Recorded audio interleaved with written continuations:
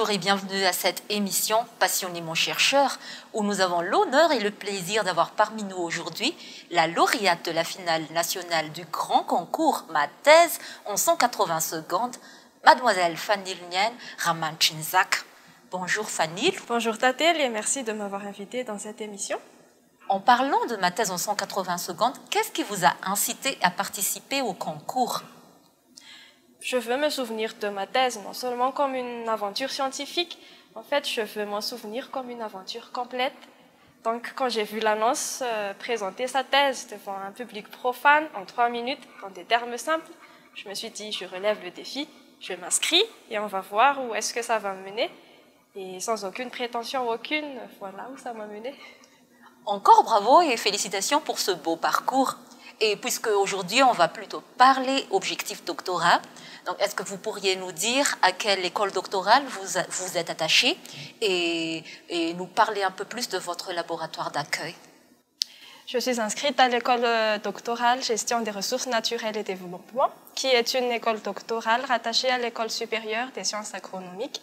Mais je suis également rattachée au DPSPAD, dispositif en partenariat, système de production d'altitude et durabilité, qui est une collaboration entre le CIRAD, l'OFUFA, l'IRD et l'Africares, donc qui travaille sur les hautes terres malgaches pour optimiser le système de production d'altitude et tropicale.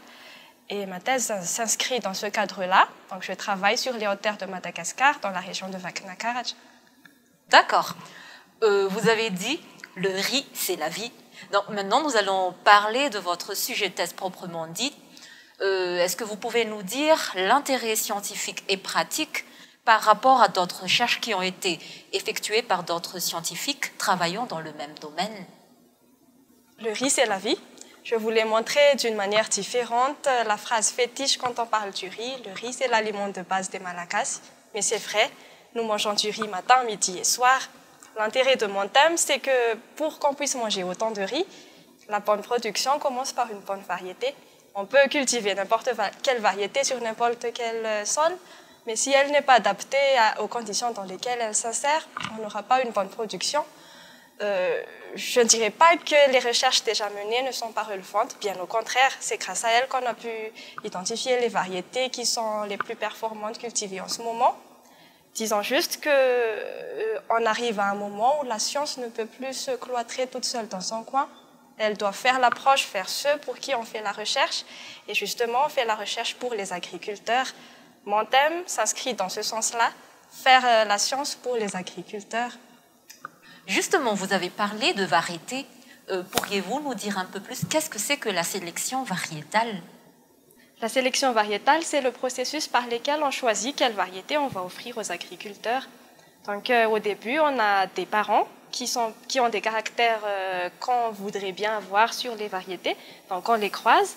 On a une multitude de variétés.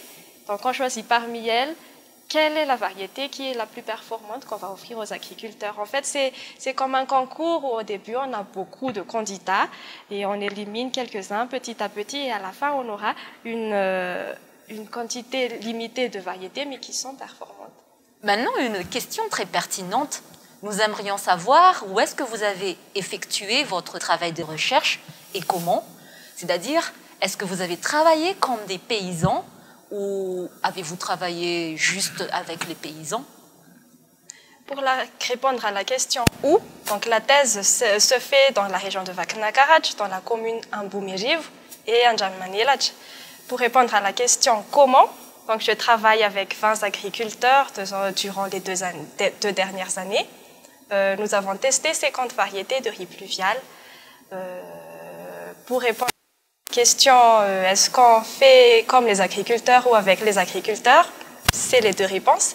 On fait comme les agriculteurs et avec les agriculteurs. Chez les agriculteurs, en fait, on fait la sélection sur leurs parcelles et selon leur mode de culture. Donc, c'est pour ça que je dis comme et avec. Vous avez dit que vous avez travaillé avec beaucoup de personnes.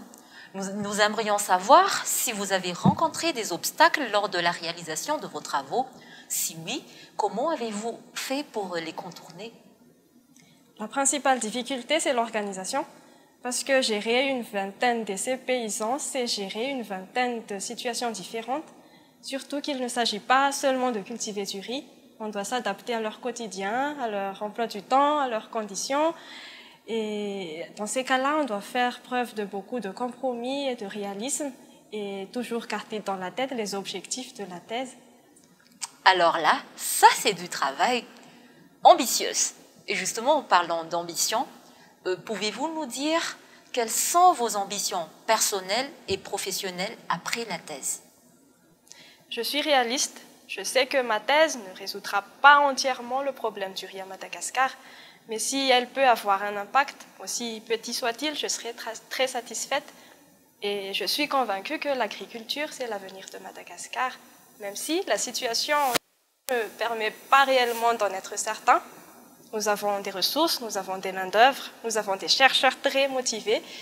Et l'ambition serait de contribuer dans ce secteur de toutes les manières possibles, continuer à la recherche, former la future génération, entreprendre.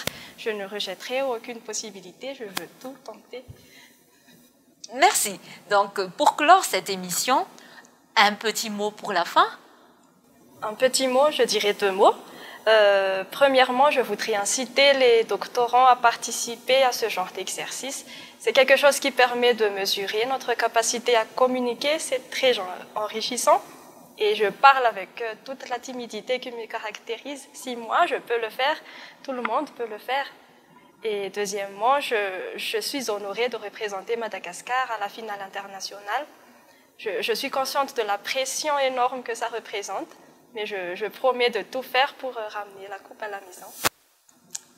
Maïr l'a fait, Tatel l'a fait, et maintenant, Fanil, elle va le faire, comme elle l'a dit, et nous espérons haut et fort qu'elle va ramener la coupe à la maison et qu'elle sera la grande gagnante de la grande finale internationale qui va se tenir à Paris en septembre. Nous vous remercions de nous avoir suivis jusqu'à la fin et encore merci Fanil et bonne chance pour la grande finale et pour la suite de toute votre carrière. Merci Tatel, merci de m'avoir invitée, c'était un plaisir.